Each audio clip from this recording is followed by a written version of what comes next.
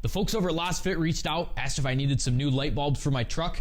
I said sure, so we're making this video. In the interest of full disclosure, they did send me these free of charge, but they're not paying me. I do get to keep this when the video's done, but this is gonna be my review. They don't get any input in it before this gets posted. This is just my opinions on these. If you can't tell, it's a little chilly out here. It's about 27 degrees out and my garage doesn't have heat. I've got a little space heater down there, but it's not really doing all that much. One of the first upgrades I ever did to my truck was replacing the reverse lights. The Silverados come with some LED lights, some things aren't LED, the reverse bulbs being one thing that's not LED. You try to back up, especially in a dark area on a trail when you're out camping, whatever, it's pretty hard to see. I saw a review of these, actually the exact bulbs I'm putting in my truck. I ordered those about 3.5 years ago, and they were great. Without having to run any extra wiring, controllers, any of that stuff, take 2 bolts out, and you just undo it, pop it in, put everything back together. You could see way better on the backside. Like I said, that was one of the first upgrades I ever did, and from there it snowballed into what it is today. Today we're gonna be putting in new bulbs up front. We got some replacements for the license plate lights as well as those reverse lights. With this, the hardest part of it is accessing the actual bulbs themselves. The reverse bulbs are pretty simple. Drop the tailgate, there's a couple of bolts there, and pop it out, pop the new one in, you're good to go. The reverse bulbs are a little bit more challenging. You just got to kind of get up underneath the bumper. There's a couple brackets and things that are in the way.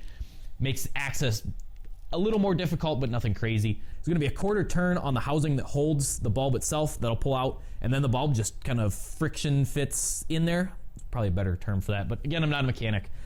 But it just basically just pull on it, it'll slide out, push the new one in, and then quarter turn back the other way. The headlights, that's where it gets a little more challenging. Again, not super difficult, it's just trying to reach down in there. They don't give you a lot of space. The driver's side is a lot tighter than the passenger side, so just trying to get in there. At least on this truck, there's a rubber cap you pull off, and then reach in and again, quarter turn on that, pull it out, disconnect the old one, connect the new ones, and you're good to go.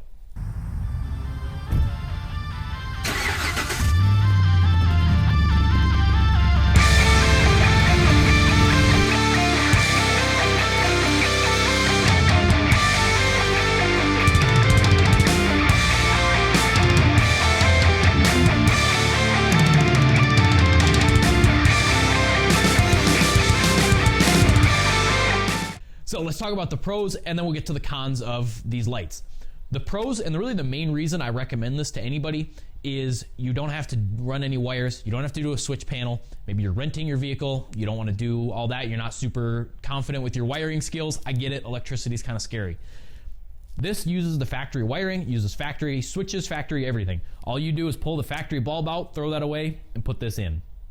You get way more lighting output, probably the biggest bang for your buck on anything else. The headlights, you're gonna get way better than your stock bulbs. The reverse lights, people were saying it's almost like I've got headlights in the back, which is actually pretty true. Safer, so that if you're in a parking lot, somebody sees you backing up, hopefully they can not run into you. You can see what's behind you, so you can hopefully not run into something else. It's better on the trail. If you need some extra lighting at camp, get stuff set up or whatever, you can turn them on. It just gives you a lot of options without having to do really many modifications to your vehicle. It's pretty simple, taking a couple bolts out, pull them out, slide them in. They've got a 1-year warranty, so it'll cover any manufacturer's defects or anything like that. Now, like I said earlier, I did have mine in for about 3 years before I started having any issues with it. They didn't cover that, but parts on vehicles go bad. I don't fault them for that. Cons when it comes to something like this, more with the headlights, you have to be worried about your local laws. As far as I know, at least in the US, you cannot use these on the road, which is why I'm doing the high beams. I can use my normal lights on the road, and then when I get off-road, I can quickly turn these on and have way more light output than that stock halogen bulb that I had. Reasoning there is that this doesn't have the same light output physics as a halogen bulb, and so you're getting a lot more light just thrown everywhere. We've all seen it, somebody driving at you with these, looks like they're trying to take an x-ray of you, and you can't see anything. As the driver of that vehicle, if it's raining, snowing, whatever, you're getting a lot of that light flashing back at you, and it does make it driving a lot more dangerous compared to the stock bulbs. So follow your local laws.